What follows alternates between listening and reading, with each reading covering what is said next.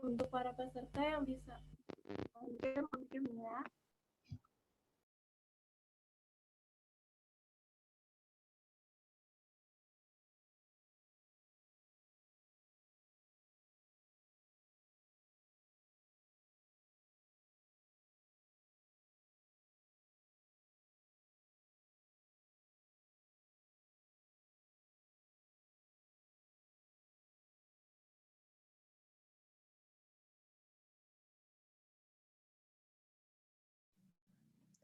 Baik, sambil menunggu peserta yang lain masuk, kita mulai aja acara pada pagi hari ini. Assalamualaikum warahmatullahi wabarakatuh. Waalaikumsalam warahmatullahi wabarakatuh. Bismillahirrahmanirrahim. Alhamdulillahirrabbilalamin. Assalatu wassalamu ala asrofil anbiya'i wal mursalin. Sayyidina wa maulana Muhammadin wa ala alihi wa sahbihi ajmain amma ba'du. Selamat pagi teman-teman, apa kabar? Pagi, alhamdulillah. Baik. Baik, semoga kita dalam keadaan sehat ya. Perkenalkan terlebih dahulu, nama saya Siti Nurhaliza Winalda atau bisa dipanggil Alda, selaku moderator yang akan memandu jalannya webinar kali ini. Webinar psikologi kali ini bekerja sama dengan Ikatan Mahasiswa Muhammadiyah Universitas Muhammadiyah Banjarmasin yang mengusungkan tema tentang pembentukan karakter loyalitas pada kader baru dalam organisasi. Sebelumnya, izinkan saya untuk membacakan susunan acara pada pagi hari ini terlebih dahulu. Yang pertama adalah pembukaan, yang kedua sambutan, yang ketiga pemaparan materi dilanjutkan dengan sesi tanya-jawab, lalu yang terakhir penutup.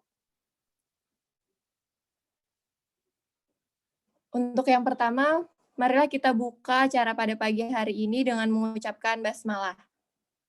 Bismillahirrahmanirrahim. Selanjutnya yang terhormat Ibu Ceria Hermina selaku Dekan Fakultas Psikologi Universitas Muhammadiyah Banjarmasin, dan yang terhormat perwakilan Ikatan Mahasiswa Muhammadiyah Universitas Muhammadiyah Banjarmasin, dan para peserta webinar kali ini yang berbahagia. Saya persilakan untuk perwakilan Ikatan Mahasiswa Muhammadiyah Adenan Razak untuk menyampaikan sambutannya dulu sedikit. Dipersilakan kepada Saudara Ansyar.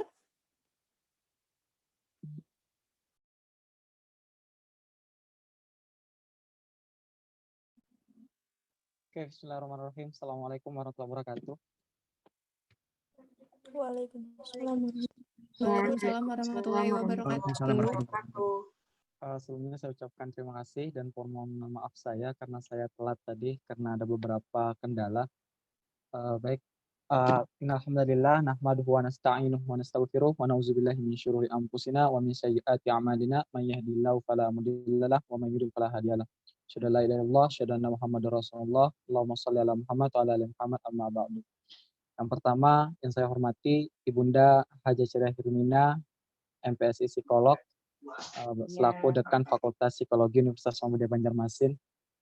Yang saya hormati penyelenggara pelaksana webinar, yaitu Fakultas Psikologi, mahasiswa Fakultas Psikologi Universitas Muhammadiyah Banjarmasin semester 5, yang mana kegiatan ini berkolaborasi, bekerja sama dengan Ikatan Mahasiswa Muhammadiyah, pimpinan Komisariat Adenan Razak di Universitas Muhammadiyah Banjarmasin.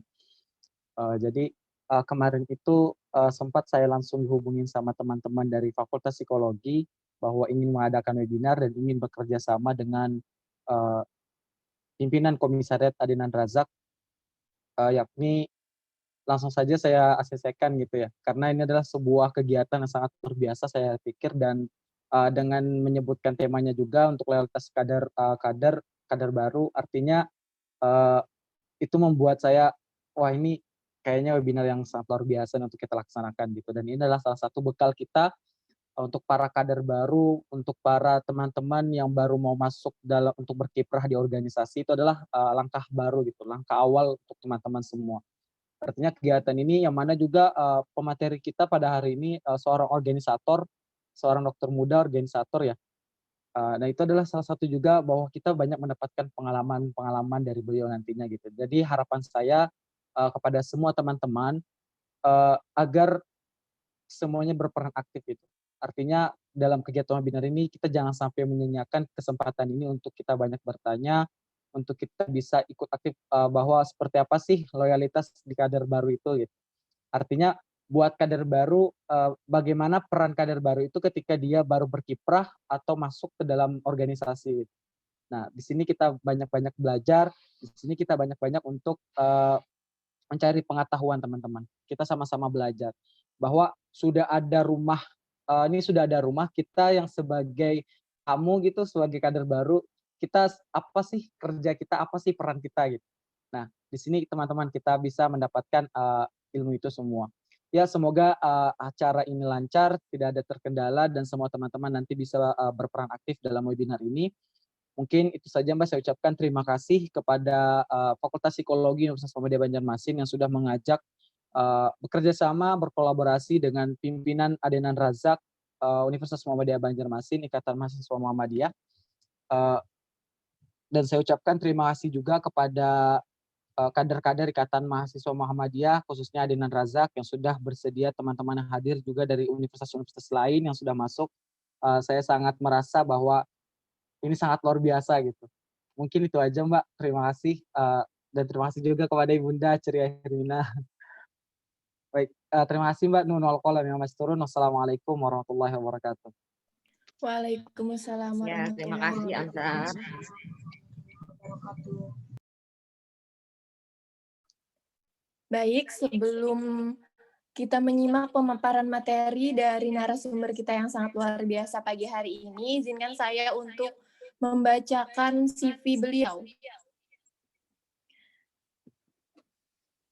Nama beliau adalah Pradana Adi Saputra, lahir pada tanggal 28 November 1997, alamat beliau di Jalan Malkontemon, Banjarmasin Utara, agama Islam, pendidikan terakhir S1 Pendidikan Dokter ULM, dan sekarang sedang menempuh profesi dokter ULM. Wow, luar biasa sekali ya guys. Pengalaman organisasi beliau cukup banyak, diantaranya Ketua PDIPM Kota Baru, Ketua KD PWIPM Kalsel, Ketua Umum KSI Ashifa FKULM, Staf Kajian Strategis BEM FKULM, dan Staf Kesehatan Pemuda Muhammadiyah Kota Baru. Wow, banyak banget guys. Kita harus banyak belajar nih dari beliau. Tanpa berlama-lama lagi, sepertinya kita langsung saja kepada beliau. Selamat pagi, Kak Dana. Pagi. Apa kabar, Kak? Alhamdulillah, baik-baik. Gimana kabarnya juga, Alda? Alhamdulillah, baik. Alhamdulillah. Seperti yang telah disampaikan oleh Ansyar tadi, kalau misalkan pembentukan karakter loyalitas itu penting banget, Kak, dalam organisasi. Terutama untuk kader-kader muda nih, yang masih belum ada giroh mungkin dalam organisasi yang dia pilih. Mungkin bisa sedikit Kakak jelaskan gimana caranya agar kader-kader baru itu bisa meningkatkan karakter loyalitasnya terhadap organisasinya. Dipersilakan, Kak. Siap, Alda. Terima kasih. Oh iya, ini partisipannya maksimal 100 ya? Oh, ini kayaknya. Oh, berarti nggak bisa. Sebentar. Saya ganti ke PC dulu ya. Soalnya mau gabung laptop tadi nggak bisa.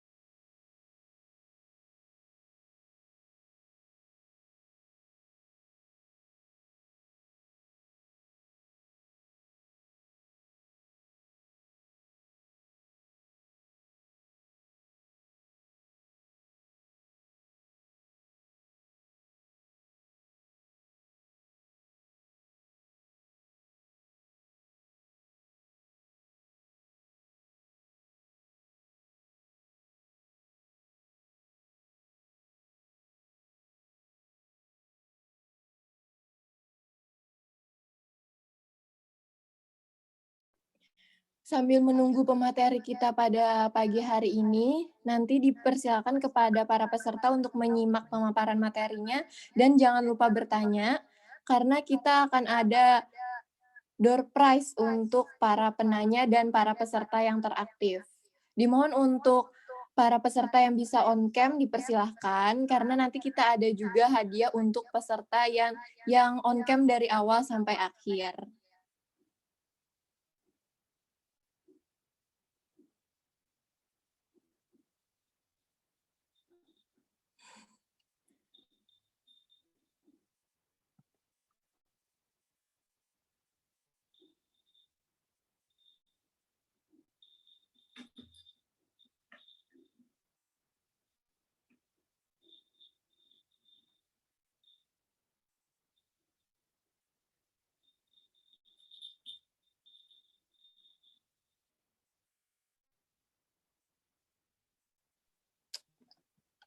Izin share screen ya.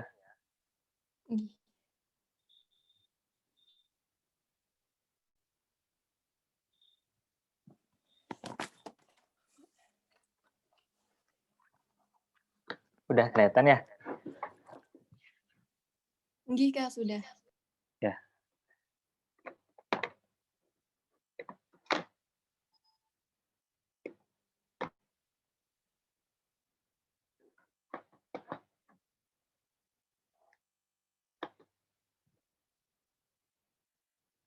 Ya, baik. Assalamualaikum warahmatullahi wabarakatuh.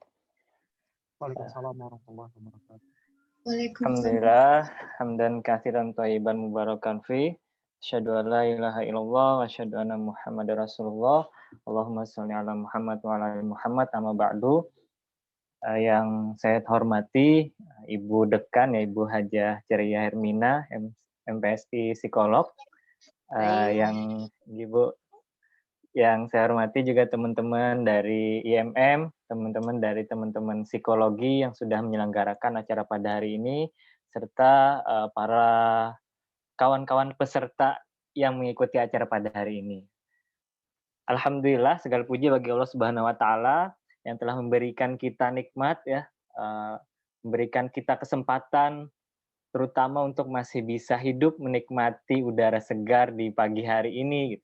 Mungkin teman-teman masih ada yang sibuk, tapi alhamdulillah masih bisa diberikan kesempatan untuk buka HP, gitu, untuk buka laptop, sehingga kita pada hari ini bisa sama-sama bertemu, bertatap layar, ya, bertatap muka di layar, yang mana ini menjadi salah satu pengganti dari pertemuan yang biasa dilakukan secara offline, gitu. Salam serta salam terlupa kita haturkan kepada junjungan kita Nabi besar Muhammad SAW, yang mana kita mudah-mudahan dapat selalu bersalawat kepada beliau dan kita dapat selalu untuk mengikuti apa-apa yang disampaikan, apa-apa yang diperintahkan, apa-apa yang dibawa oleh beliau. Karena beliau adalah sang revolusioner sejati, beliau adalah pengubah dari dunia yang dulu kita lihat banyak akan kejahilan, kebodohan, gitu. Sehingga sekarang kaya akan ilmu pengetahuan yang terus berkembang, gitu. Nah, mudah-mudahan kita dapat meminum air dari telaga yang sudah beliau janjikan di dalam sabda beliau nanti. Yang mana air-air dari telaga itu beliau janjikan untuk orang yang mengikuti daripada sunnah-sunnah beliau. Ya, terima kasih kesempatannya pada hari ini. Saya diberikan kesempatan dari teman-teman psikologi UMB, teman-teman dari teman-teman dari Fakultas Psikologi, ya, Universitas Muhammadiyah Banjarmasin, untuk dapat berbagi sedikit, ya. Bukan memberikan materi sih, lebih tepatnya kita berbagi aja, gitu. Karena saya rasa saya belum pantas untuk dijadikan sebagai pemateri, gitu. Untuk teman-teman semua, kita di sini sama rata, gitu ya. Cuma mungkin di sini saya ditempatkan sebagai pembicara bagaimana untuk membawa teman-teman ke arah diskusi nanti, gitu ya. Jadi jangan sungkan apabila ada pertanyaan, apabila ada sanggahan, mungkin kita sama-sama untuk bisa berdiskusi, ya. Saya sampaikan materi pada hari ini yang kita pantik pada hari ini yaitu membangun karakter loyalitas pada kader, gitu. saya dapatkan dari self perspektif ya, perspektif pribadi saya, yang mungkin saya dapatkan dari hasil searching bacaan di literatur-literatur di internet, kemudian dari buku dan dari pengalaman pribadi gitu. Jadi bukan semuanya berasal dari literatur-literatur ilmiah. Mungkin nanti bisa disampaikan lebih lanjut. Nah, ini ketika mungkin teman-teman bisa perhatikan ya, ketika saya searching gitu, saya searching di Google dengan kata kunci membentuk loyalitas kader gitu ya. Nah, ada sekitar 66.500 hasil gitu, yang terpampang di Google. Nah, ini artinya mengandung makna bahwa luas sekali bacaan kita tentang loyalitas kader saat ini gitu. Jadi mudah sekali akses kita untuk mendapatkan materi tentang loyalitas kader saat ini gitu. Nah, tentunya dari 66.500 ini tidak semuanya yang tentu kita baca gitu. Nah, kalau dari hasil pengamatan saya ambil 10 sampel, yaitu 10 terawal yang muncul di layar Google ini. Nah, dari 10 itu saya dapatkan hasil bahwa 100% dari 10 itu menyampaikan bahwa loyalitas kader itu dibentuk oleh pengaruh faktor eksternal. Nah, diantaranya adalah 70%-nya menyatakan bahwa ada pengaruh komunikasi yang dapat membentuk loyalitas kader. Kemudian 40% diantaranya ada pengaruh kepemimpinan untuk membentuk loyalitas kader. 50% diantaranya menyebutkan bahwa ada suasana organisasi yang harmonis yang dapat membentuk loyalitas kader. Ada 20% diantaranya yang menyampaikan bahwa apresiasi yang diberikan oleh organisasi ini berperan penting dalam pembentukan kader yang loyalitas, gitu, memiliki karakter loyalitas. Nah, ini maksudnya bukan faktor eksternal luar organisasi, tapi maksudnya adalah saya bagi menjadi dua, yaitu faktor internal, yaitu personal diri sendiri, dan faktor eksternal, yaitu faktor yang bukan dari diri sendiri, tapi masih tersangkut dalam hal organisasi. Nah, dari 10 sampel literatur tadi, ada 30% yang menyatakan bahwa pengaruh faktor kesadaran diri itu membentuk loyalitas kader. Gitu. Jadi loyalitas kader itu dibentuk oleh faktor kesadaran diri. Nah, tentu 10 literatur tadi itu tidak semuanya berupa literatur ilmiah yang memiliki tingkat kepercayaan yang tinggi gitu. Tapi juga ada beberapa literatur-literatur yang ditulis sebagai artikel di media. Yang saya sampaikan di sini. Jadi tidak semuanya berasal dari jurnal, tidak semua berasal dari buku gitu. Tapi saya ambil 10 sampel dari hasil pencarian tadi. Nah, kalau kita lihat lebih lanjut, ini yang rekapan saya tentang 10 tadi mungkin tidak muat ya, tapi saya jadikan satu halaman saja. Di antaranya ada dari sumber website bakekon.com, ada sumber dari jurnal, ada sumber dari tulisan, dan lain sebagainya. Nah, yang terpenting adalah kita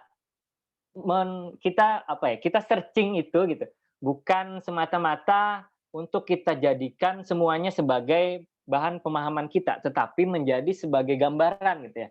Artinya, orang menulis tentu dia memiliki dasarnya yang mungkin kita tidak ketahui gitu. Tapi ini bisa kita jadikan sebagai gambaran bahwa sekiranya ada hal-hal tersebut yang membentuk loyalitas kader yang tadi, eksternal dan internal ya, internal diri sendiri ataupun dari organisasi itu sendiri. Nah, kita beralih ke lebih spesifik, yaitu ke arti kata dari loyalitas. Nah, kalau kita berkata loyalitas, tentu kita harus mengerti apa itu arti dari loyalitas gitu. Ketika saya cari di Kamus Besar Bahasa Indonesia, loyalitas itu memiliki arti taat, patuh, atau setia. Gitu ya. Ada 3 arti ini, taat, patuh, dan setia. Nah, sebenarnya kalau kita tilik lebih dalam lagi, apa sih yang ingin kita dapatkan dari karakter loyalitas itu? Gitu. Apa sih yang ingin kita dapatkan dari karakter loyalitas itu yang kita sampaikan pada hari ini gitu, yang kita bahas pada hari ini gitu.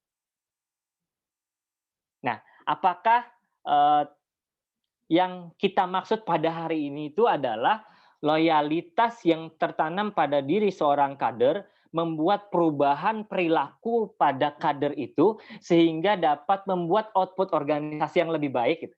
Apakah teman-teman sependapat dengan pendapat seperti ini gitu? Nah, kalau mungkin semuanya nanti kita bahas di diskusi ya, apabila ada teman-teman yang tidak sependapat gitu ya. Tapi secara garis besar dari apa yang saya baca, apa yang saya dapatkan, bahwa loyalitas itu diharapkan dapat memberikan output kepada organisasi. Dapat memberikan organisasi itu berkembang, dapat menjadikan organisasi itu menjadi organisasi yang lebih bermanfaat, dapat menjadikan organisasi itu menjadi organisasi yang memang dapat menjalankan fungsi-fungsinya menjadi fungsi yang maksimal gitu. Oke. Kita berbicara tentang perilaku ya. Human behavior in organization is complex and often difficult to understand. Kalau kita berbicara tentang perilaku, mungkin teman-teman dari Fakultas Psikologi lebih mengerti gitu tentang teori perubahan perilaku itu seperti apa, teori pembentukan perilaku seperti apa, teori mekanisme pertahanan diri itu seperti apa gitu ya. Mungkin teman-teman itu lebih mengetahui gitu untuk perubahan perilaku, tapi setidaknya kita sepemahaman bahwa perubahan perilaku itu adalah sebuah hal yang kompleks gitu, apalagi di dalam sebuah organisasi gitu. Maka perlu apa-apa yang harus kita siapkan untuk dapat merubah perilaku dan dapat berdampak kepada output organisasi gitu. Baik. Nah, kita bicara subjek dan objek sekarang. Ada dua subjek dan objek yang disampaikan oleh teman-teman panitia kemarin ya, dari Alda ya. Ada, kalau di latar belakang disampaikan bahwa kita ingin membahas tentang loyalitas antara personal dengan personal gitu. Jadi hubungan antara human to human. Ada juga untuk di tujuannya disampaikan bahwa kita akan membahas tentang loyalitas personal kader terhadap organisasi gitu. Nah, jadi ada mungkin ya, kalau saya satukan kita akan bahas keduanya tetapi tidak kita bahas spesifik gitu. Kita hanya bahas secara superficial, mudah-mudahan dapat memantik teman-teman nanti untuk dapat membuka literasinya lagi gitu. Untuk dapat lebih memahami tentang loyalitas itu seperti apa, bagaimana loyalitas membentuk perilaku dan bagaimana perilaku di organisasi itu dapat menghasilkan output yang bermanfaat bagi organisasi. Nah, ini yang ingin saya tekankan, bahwa kita mesti merubah pola pikir kita, teman-teman, bahwa loyalitas itu bukan hanya sebuah kata sifat, tetapi loyalitas itu harus kita tanamkan sebagai identitas kita. Ini yang perlu kita tanamkan. Loyalitas kita harus tanamkan sebagai identitas kita. Nah, mungkin teman-teman setelah melihat apa yang saya sampaikan ini, teman-teman mesti memberikan impact kepada diri teman-teman sendiri bahwa identitasku saat ini adalah aku kader yang loyal gitu ya. Nah, untuk dapat merubah perilaku, maka kita dapat merubah dan membentuk identitas.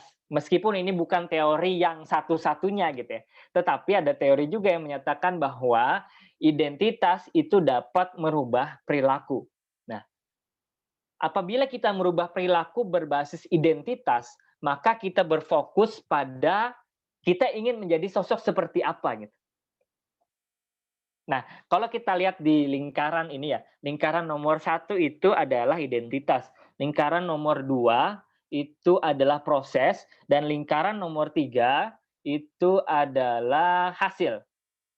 Nah, kalau kita mengubah perilaku atau kita berpikir berdasarkan hasil, maka yang akan kita fokuskan adalah ke lingkaran nomor 3 saja.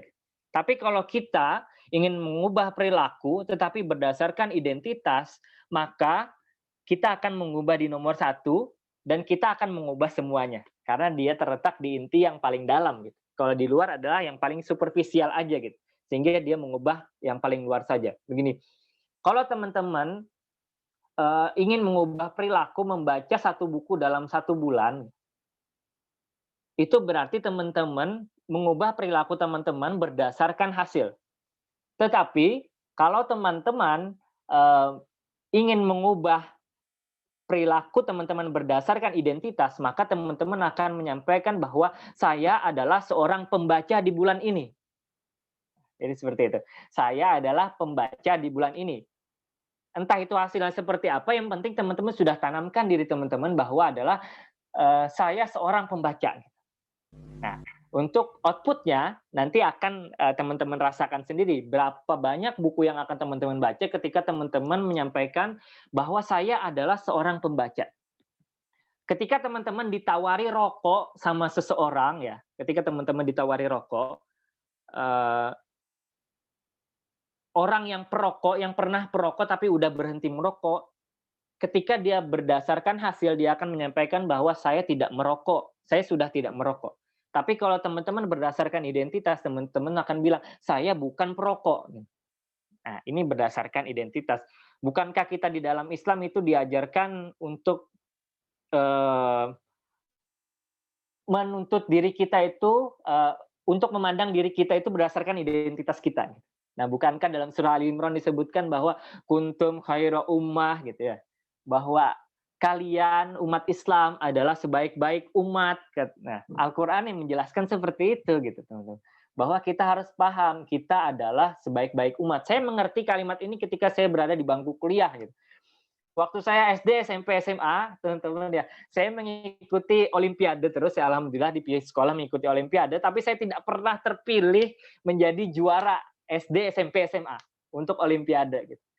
Karena pada saat itu saya sering disampaikan oleh salah satu pengajar di sana bahwa sainganmu adalah si A, sekolah B, sekolah C gitu. Kemudian sainganmu adalah orang berkulit putih gitu. Orang yang keturunannya pintar-pintar gitu. Nah, sehingga di situ yang berdasarkan analisis saya pribadi bahwa saya memandang identitas saya di bawah identitas orang itu sehingga mental saya menjadi down ketika saya mengikuti lomba gitu. Tapi berbeda ketika waktu kuliah, alhamdulillah saya mendapatkan materi ini ketika saya mengubah pola identitas saya gitu. Ketika mengikuti lomba nasional, kita bersaing dengan universitas-universitas lain gitu ya. Ada universitas yang berbaju kuning lainnya seperti UI gitu ya. Nah, teman-teman yang lain tuh banyak yang mengatakan bahwa ini sebagai contoh aja mungkin kalau ada teman-teman UI di sini gitu ya, bahwa musuhmu itu musuh lombamu adalah teman-teman UI gitu. Teman-teman UI itu terkenal akan kepintarannya gitu. Nah, tetapi ada satu yang memberikan saya motivasi bahwa alma mater Unlam itu kuningnya lebih cerah daripada alma mater UI gitu. Nah, ini yang memberikan saya oh iya ya alma maternya gitu lebih cerah gitu. Tapi harusnya gitu aku juga bisa lebih cerah dan sepadan dengan teman-teman di level UI gitu. Nah, dari situ alhamdulillah mengikuti lomba-lomba menulis, lomba-lomba apa alhamdulillah Allah berikan kesempatan untuk dapat menjadi juara di sana gitu. Ini adalah sebagai contoh aja gitu ya teman-teman. Jauh sebelum ini gitu, kita diajarkan oleh Nabi kita untuk memandang berdasarkan identitas. Bukankah Nabi Muhammad itu disebut dengan panggilan Al-Amin ya? Disebut dengan panggilan orang yang sangat dipercaya. Bukankah Abu Bakar itu digelari dengan As-Siddiq? Abu Bakar digelari dengan As-Siddiq ya? Yang artinya orang yang sidik gitu ya. Bukankah kita kalau kita beralih ke depan sedikit ya, kita waktu kecil ya, saya sendiri waktu kecil, orang tua saya menanamkan kalau misalnya saya berbuat kesalahan, orang tua saya pasti nggak mau mengatakan saya anak yang nakal, enggak. Tapi selalu dibilang pintar sekali kayak gitu. Walaupun agak emosi orang tua, tapi beliau tetap menyampaikan bahwa pintar sekali anak ini gitu ya. Terus beliau bilang Mbak Untung, Mbak Iman, Mbak Tuah gitu ya. Jadi ini adalah budaya-budaya yang baik gitu ya teman-teman yang harus kita contoh gitu. Bagaimana orang tua kita, pendahulu kita, nabi kita menyampaikan identitas sebagai hal yang utama harus dimiliki oleh kita. Bukankah pernah dengar cerita Syekh Sudais ya? yang imam besar Masjidil Haram, yang sebagaimana dulu beliau waktu orang tuanya memasak di wadah yang sangat besar untuk acara selamatan, acara hajatan kalau tidak salah, Syekh Sudais itu menumpahkan pasir kalau tidak salah ya ke dalam wadah yang masih kecil itu, tapi ibu dari Syekh Sudais itu tidak mengatakan nakal sekali kamu, enggak gitu. Tapi ibu dari Syekh Sudais itu menyampaikan bahwa kamu akan menjadi imam besar gitu. Jadi dibalik oleh ibunya gitu. Ibunya selalu menanamkan identitas kepada Syekh Sudais, bagaimana Syekh Sudais dapat menjadi orang yang besar, orang yang bermanfaat gitu. Sampai saat ini terbukti gitu bahwa perkataan dari ibunya, identitas yang ditanamkan oleh ibunya membentuk Syekh Sudais sekarang menjadi orang yang penghafal Quran, orang yang utama di Masjidil Haram sebagai imam di Masjidil Haram gitu. Nah, ini penting sekali teman-teman, bagaimana kita menanamkan identitas kepada diri kita sendiri. Di dalam Al-Quran pun Allah menanamkan identitas terhadap Al-Quran ya. Dalikal kitabul la raiba fihi. Di awal ayat Al-Baqarah Allah menyebutkan bahwa tidak ada keraguan dalam kitab Al-Quran ini gitu. Nah, coba teman-teman cari mana identitas buku yang sepadan dengan Al-Quran. Nggak ada pasti. Pasti setiap buku itu ada kata-kata yang menyebutkan bahwa buku ini masih jauh dari kata kesempurnaan, kritik dan saran diharapkan gitu. Coba Al-Quran ya. Kalau Al-Quran itu identitasnya jelas gitu. Dzalikal kitabul la raiba fih. Tidak ada keraguan di dalam Al-Quran ini. Nah, jadi inilah penting sekali kita menanamkan identitas bahwa diri kita ini adalah diri yang loyal, diri kita ini adalah diri yang setia gitu ya. Oke, nah selanjutnya setelah kita menanamkan identitas itu, ada 3 momen pokok yang dapat membangun loyalitas kita gitu. Ini setidaknya jadi kesimpulan dari 10 artikel tadi, dan saya juga ada baca di buku yang saat ini bestseller ya, Atomic Habit gitu ya. Saya sampaikan sedikit di sini gitu, bahwa ada 3 hal yang dapat membangun loyalitas kita. Di antaranya adalah bagaimana di situ ada yang namanya petunjuk, ada yang namanya proses, dan ada yang namanya ganjaran. Nah, 3 hal ini penting untuk diperhatikan, momen yang sangat penting untuk diperhatikan dalam rangka membangun loyalitas teman-teman. Oke, yang pertama petunjuk. Petunjuk ini menjadi sangat penting karena dari petunjuk ini adalah proses pencarian informasi. Proses pencarian informasi ini membuat kita menjadi lebih kenal terhadap apa yang ingin kita cari informasinya itu. Gitu. Misalnya organisasi, kita mesti mencari petunjuk tentang organisasi itu agar kita lebih mengenal tentang organisasi. Nah ini harusnya lingkaran ini masuk ke kenal ya, tapi karena dimasukkan ke HP jadi keluar gitu. Nah, setiap manusia hidup itu berbekal cinta. Kita di dunia ini hidup berbekal cinta, dibekali oleh Allah suatu rasa yang namanya cinta. Ya. Nah, maka mengenal adalah gerbang untuk dapat mencintai. Oke. Nah, terus mengenal adalah upaya untuk memupuknya, memupuk cinta. Karena cinta itu bukan hanya soal tumbuh sekali tanam, tapi cinta itu adalah soal menanam, tumbuh, kemudian menjaganya. Nah, maka dari itu perlu proses kenal yang sustainable, perlu proses kenal yang berkelanjutan. Jadi tidak cuma sekali kenal di superficial, tapi kita harus mengenal secara keseluruhan agar kita dapat cinta, agar kita dapat membentuk karakter yang loyal gitu. Bukankah di lagu Iwan Fals itu disebutkan ya, kalau cinta sudah dibuang gitu, jangan harap keadilan akan datang. Nah, Iwan Fals itu menyebutkan bahwa kalau keadilan tidak ada, kalau cinta tidak ada pada seseorang, seseorang itu pasti akan menganggap walaupun orang itu baik gitu, pasti dia akan menganggap benci kepada orang tersebut gitu. Nah, maka dari itu kita penting untuk mengenal sehingga kita dapat menumbuhkan cinta, terutama cinta terhadap organisasi kita. Nah, informasi yang kita dapatkan membuat kita semakin mengenal dan membuat kita semakin memotivasi dan membentuk persepsi kita gitu. Jadi persepsi kita terhadap organisasi, kita tidak selalu melakukan persepsi yang negatif, tetapi juga ada persepsi yang positif gitu yang kita sampaikan ke organisasi. Maka dari itu penting untuk mengenal organisasi, penting untuk mendapatkan petunjuk informasi tentang organisasi secara keseluruhan sebelum teman-teman masuk ke organisasi tersebut. Nah, dalam Al-Quran surah Al-Isra ayat 36 disebutkan bahwa dan janganlah kamu mengikuti apa yang kamu tidak mempunyai pengetahuan tentangnya. Ma laisa laka bihi ilm. Apa-apa yang kamu tidak mengikuti pengetahuan tentangnya. Wala takfu ma laisa laka bihi ilm.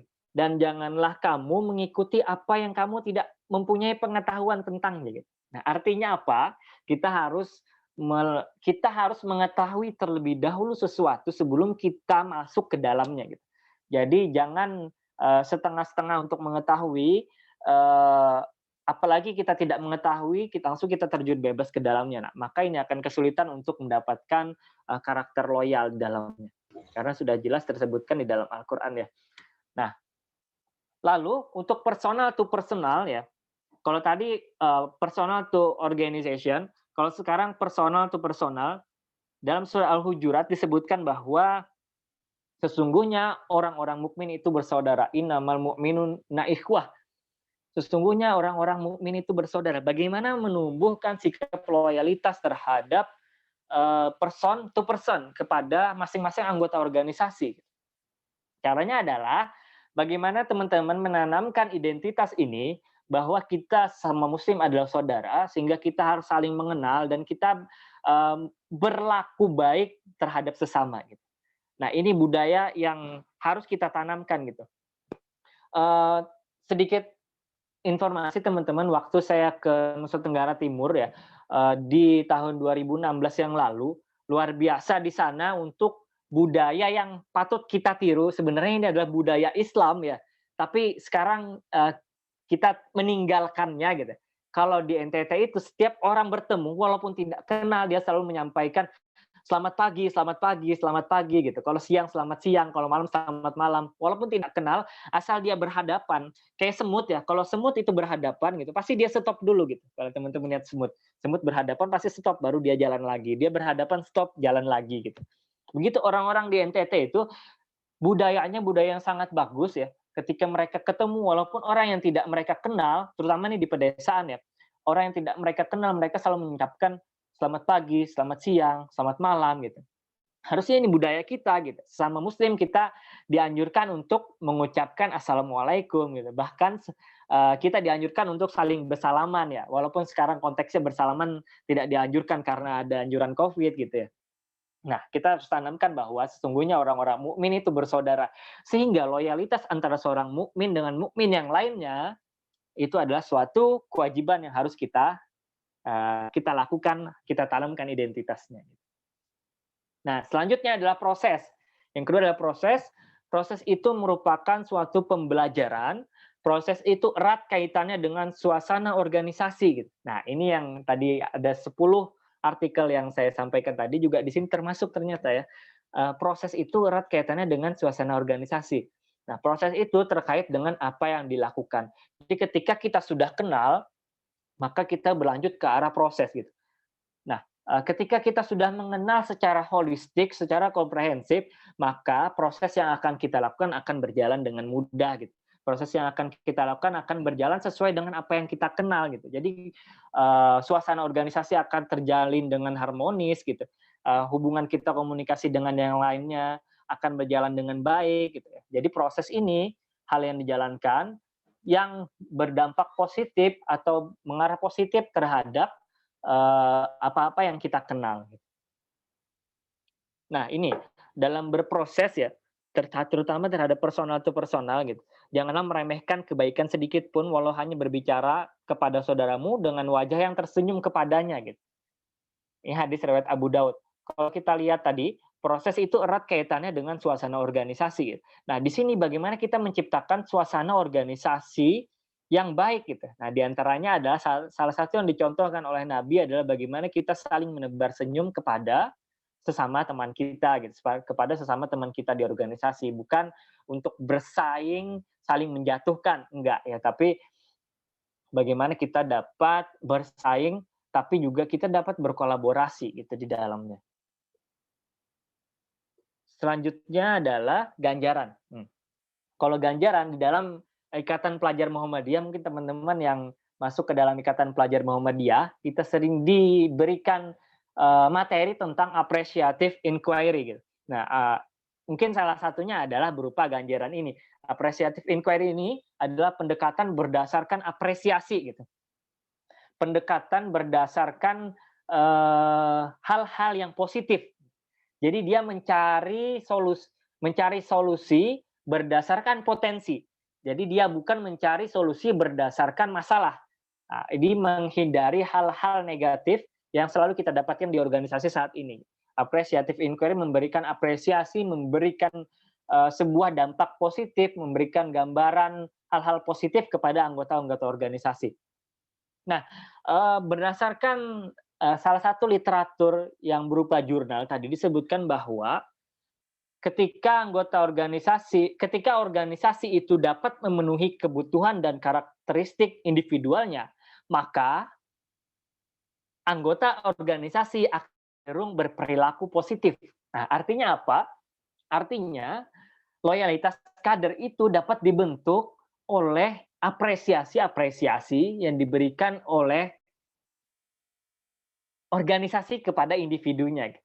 Nah, jadi teman-teman jangan terutama terhadap pimpinan-pimpinan organisasi, jangan cuma memandang anggota-anggota organisasi itu sebagai anggota yang harus cuma menjalankan program kerja, bukan gitu. Tapi mereka juga manusia yang memiliki hak untuk diapresiasi, memiliki hak untuk diberikan ganjaran gitu.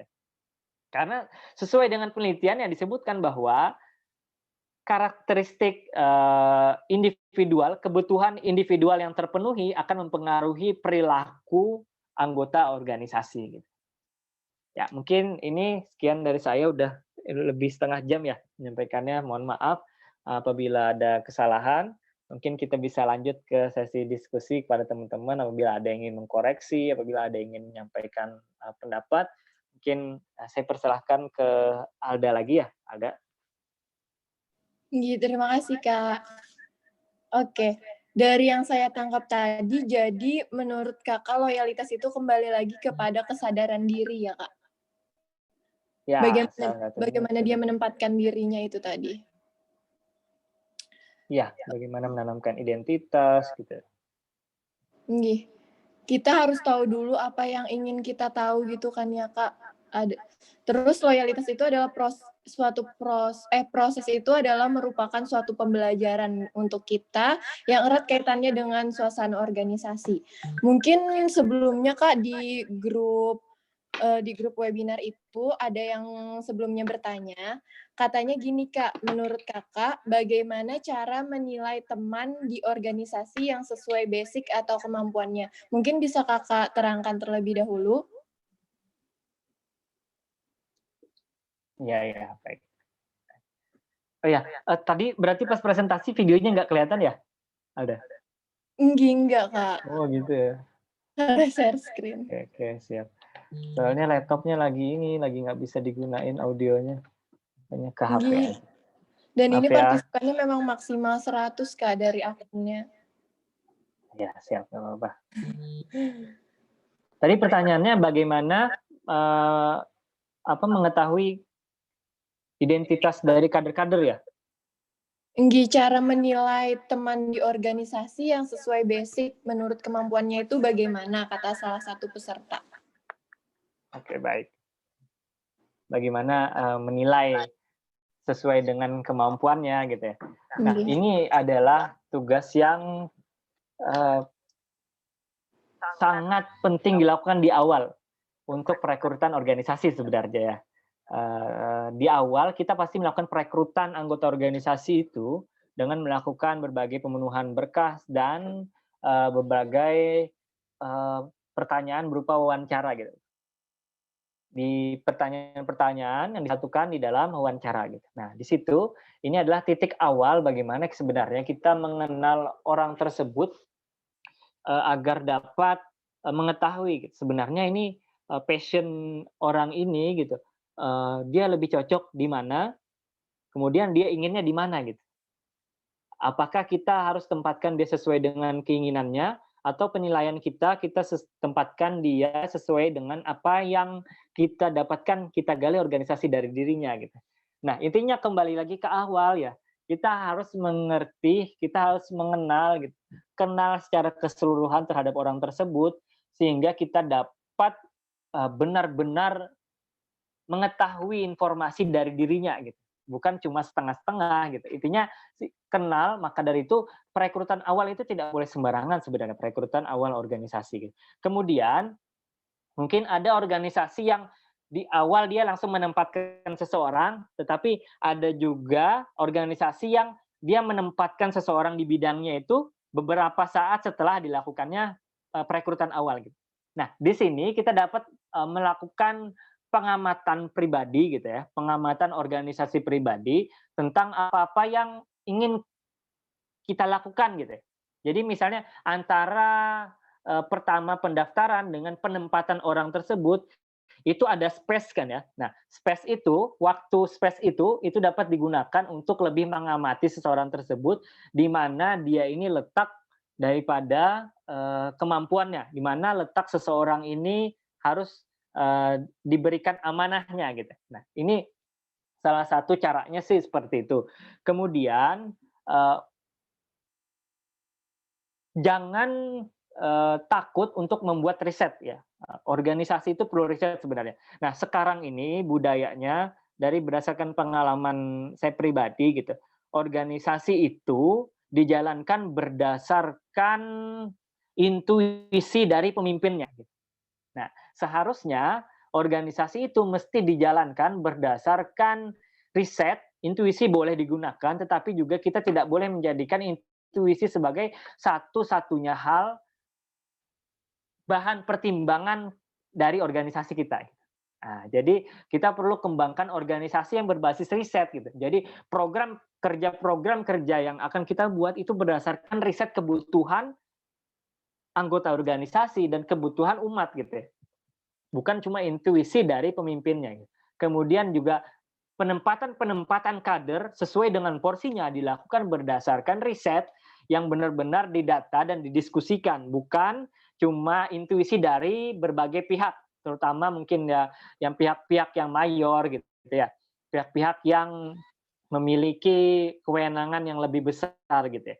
Seharusnya memang dilakukan riset-riset gitu. Dan selanjutnya mungkin saya simpulkan yang pertama tadi kita dapat lebih mengenal melalui open recruitment, yang kedua kita lebih mengenal melalui kegiatan sebelum open recruitment, sebelum penempatan setelah open recruitment gitu. Kemudian yang ketiga kita dapat melakukan riset-riset pribadi di space antara penempatan dia di bidangnya masing-masing. Kemudian yang keempat, yang terakhir, menurut saya pribadi, jangan terfokus pada kekerasan organisasi. Maksudnya jangan keras kepala dalam organisasi gitu.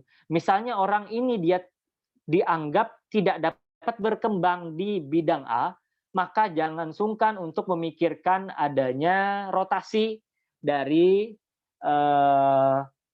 penempatan bidang.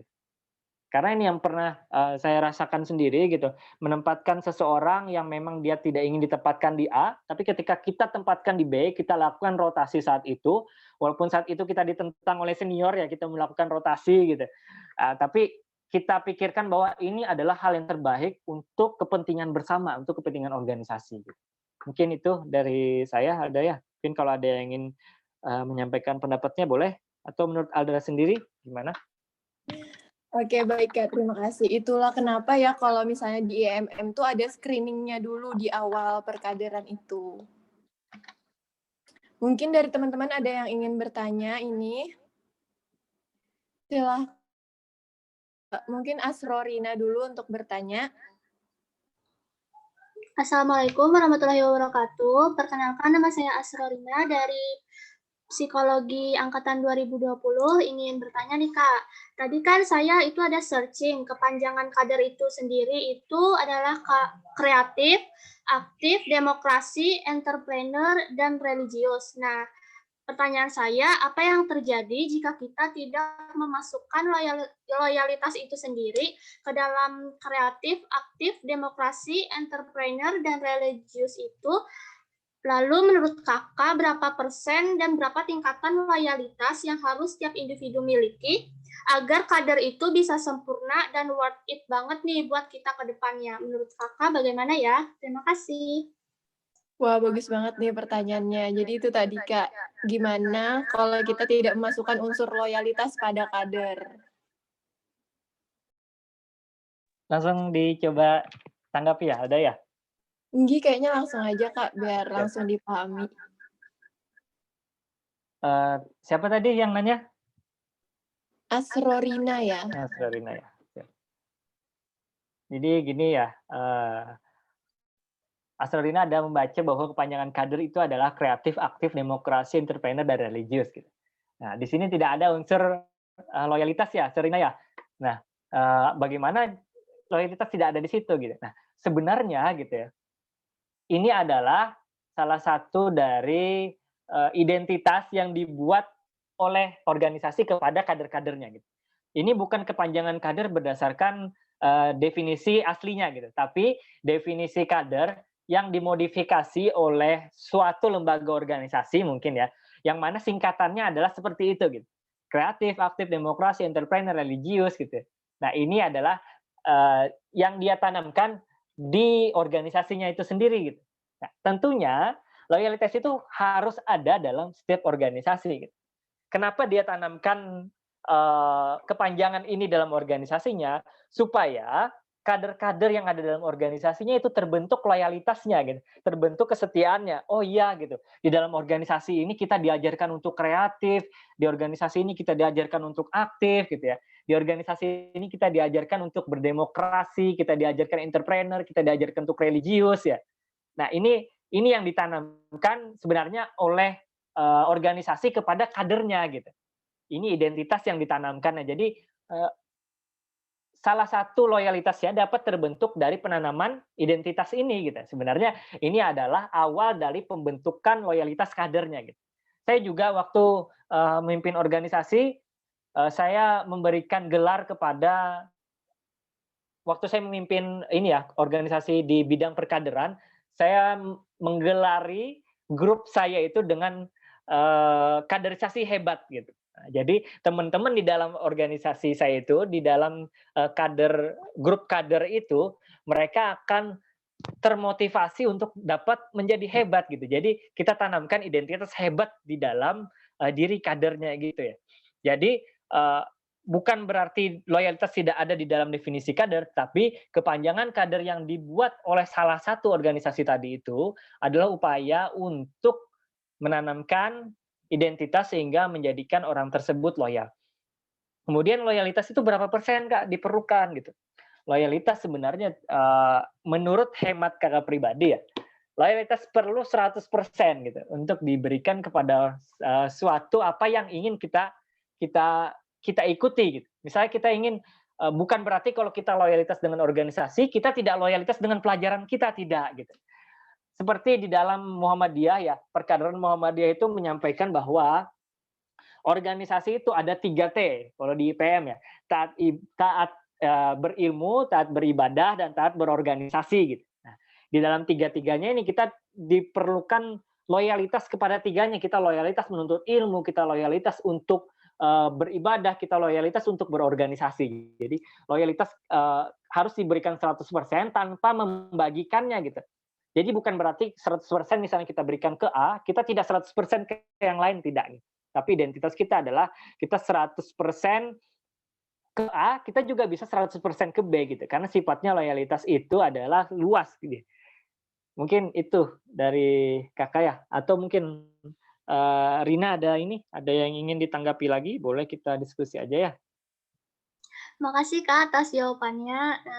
Terima kasih sudah sangat jelas Kak pemaparan dari Kakak tadi. Alhamdulillah.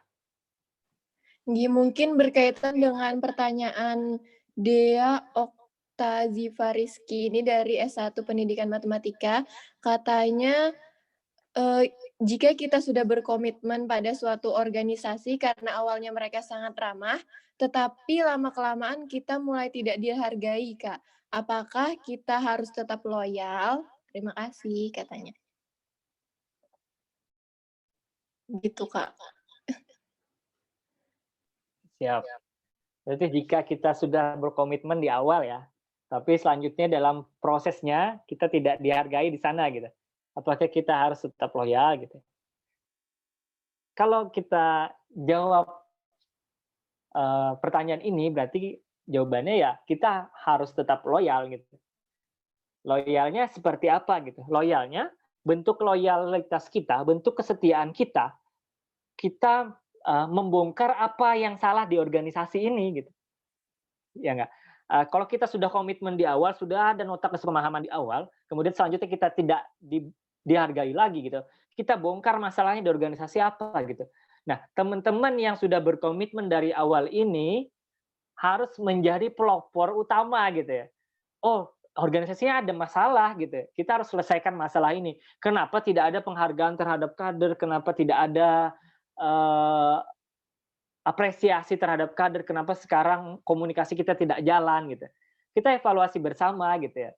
Bagaimana itu adalah suatu loyalitas kita gitu. Nah, sayang kalau teman-teman terhenti di proses ya. Teman-teman keluar dari organisasi tersebut karena prosesnya. Sayang sekali kita. Padahal di awal itu sudah disebutkan tadi, sebelum proses ada pencarian informasi, pencarian petunjuk. Nah, pencarian petunjuk ini teman-teman sudah berkomitmen. Oh iya, tujuan saya dengan tujuan organisasi ini ada gitu. Kemudian, oh iya gitu. Sepertinya saya bisa berkembang di organisasi ini gitu. Nah, ketika teman-teman sudah memaksimalkan potensi diri teman-teman di organisasi, tetapi tidak dihargai oleh teman-teman di sana, maka hal yang sebaiknya dilakukan adalah dimusyawarahkan gitu. Bukan berarti teman-teman langsung keluar loyalitas saya loyalitas terhadap diri saya pribadi, saya keluar enggak. Apakah teman-teman sayang terhadap organisasinya gitu? Karena teman-teman kan tadi kalau kita kenal dengan organisasi, maka kita akan cinta dengan organisasi itu. Nah, saya kenal dengan Ikatan Pelajar Muhammadiyah, saya dulu salah satu orang yang benci dengan Muhammadiyah gitu. Dulu saya orang yang salah satu yang benci dengan Muhammadiyah karena kita berselamatan 7 hari karena dibolehi gitu ya. Kan dulu ditanamkan identitas oleh orang tua itu, terutama oleh ibu sebagai identitas organisasi Nahdlatul Ulama gitu. Tapi ketika saya SMA, saya diajak oleh teman-teman gitu, kita membangun organisasi IPM di Kota Baru gitu, yang sempat tidak ada IPM-nya berapa tahun kita bangun, disitulah muncul rasa kecintaan karena memang saat itu kita mulai mengenal. Ternyata pemahaman saya tentang Muhammadiyah dulu itu salah gitu, keliru. Nah, ketika saya lebih dalam lagi, oh Muhammadiyah itu tidak membid'ahkan gitu. Muhammadiyah itu tidak seperti ini, enggak. Gitu. Nah, maka dari itu timbul. Nah, rasa cinta teman-teman kepada organisasi jangan membuat teman-teman meninggalkan organisasi itu sebenarnya.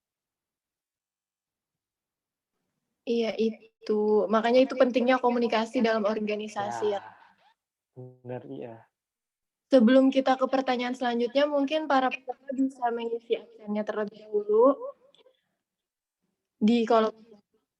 Lalu dipersilakan untuk peserta selanjutnya yang bertanya. Silakan pada Siti Mutiara. Ya, terima kasih Kak. Assalamualaikum warahmatullahi wabarakatuh. Perkenalkan saya Siti Mutiara Mariani, saya ingin bertanya. Jadi kan kita tadi sudah membahas bagaimana kita bisa menumbuhkan rasa loyalitas ini dengan tadi dari pengenalan diri, proses, sampai ke akhirnya kan kita telah menumbuhkan loyalitas kita terhadap organisasi ini.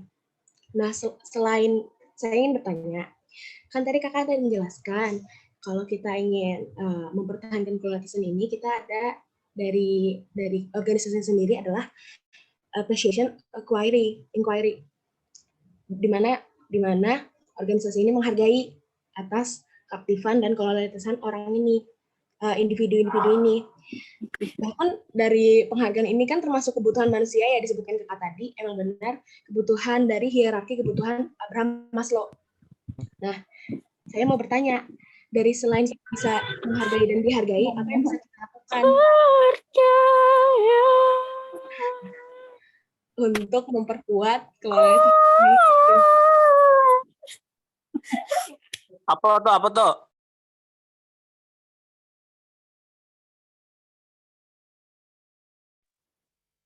Maaf tadi apa? Terputus ya? Selain apa? Selain menghargai. Iya, Iya. silakan dilanjutkan.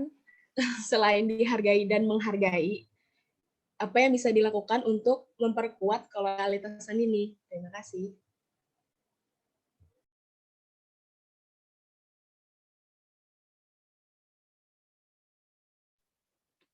Oh ya, itu tadi ya, apa yang harus dilakukan agar bisa memperkuat sifat loyalitas ini. Silakan, Kak. Siap. Iya, Kak. Selain dihargai dan menghargai ya, apa yang dapat membuat mempertahankan loyalitas gitu ya, meningkatkan loyalitas kita gitu terhadap organisasi. Seperti yang tadi sudah dijelaskan tadi di awal ya,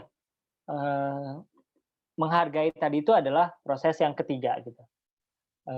Proses yang letaknya saya jelaskan di paling akhir ya, yang ketiga tadi. Yang di awal tadi itu ada yang namanya mengenal, memupuk, mengenal gitu, mengenal satu sama yang lainnya.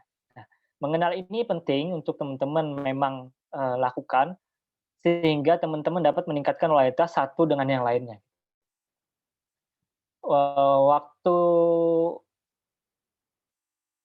saya menjadi ketua juga ya, memang ada berbagai macam bentuk kader gitu, berbagai macam sifat kader ya, yang harus kita pahami gitu.